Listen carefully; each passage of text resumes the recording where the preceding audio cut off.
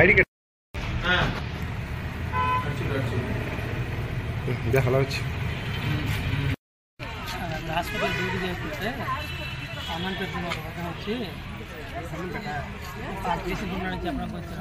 ఆ పేషెంట్ ఉన్నాడని చూడడానికి వచ్చారు. ఈ టైంలో రాకూడదు బాబు అని చెప్పాను నేను. అయితే చూసుకుని వెళ్ళిపోతాను బాబు అంటుంది ఆయన చెప్పాడమ్మా. తర్వాత ఆయన ఆ పైకి వెళ్ళి మొత్తం అన్ని వార్లు తిరుగుతుంటే ఇలా తిరగకూడదు అని ఆయన బయట పంపించారు. బయట పంపిస్తే నా మీద లేనిపోయిన మాటలన్నీ దొరపసలాడుతూ ఆయన బయట గేట్ దగ్గర పంపించేసరికి ఆయన ఏమో ఆ బ్యాగ్లో వాటర్ పెట్రోల్ బాటిల్ ఉంది.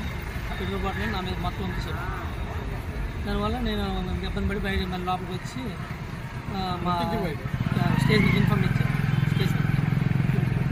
స్టేషన్కి సార్ పోలీసులు అందరూ వచ్చి వాటిని పట్టుకొని స్టేషన్కి పెట్టారు. బాబు సూపరింటెండెంట్ ఏరియా హాస్పిటల్ రాసాం.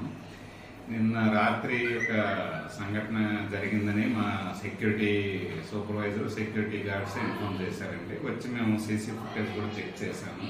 చేస్తే ఎవరో రాత్రి 1 గంట ఆ టైంలో ఒక అనుమానాస్పదంగా ఒక వ్యక్తి ఆసుపత్రి అంతా సంచరించినట్టు సీసీ ఫుటేజ్లో మనకు దొరికిందండి.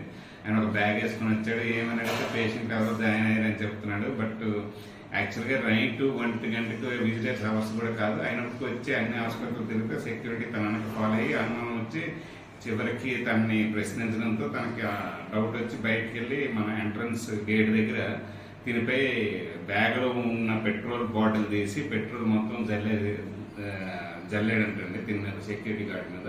సెక్యూరిటీ గార్డ్ కళ్ళులో కూడా పడిందంట. తను వచ్చి నాకు కంప్లైంట్ అనుకో నేను అది పోలీసులకు ఇన్ఫార్మ్ చేశామండి. ఆ వ్యక్తిని పోలీస్ స్టేషన్ తీసుకున్నారంట అదుపులోకి.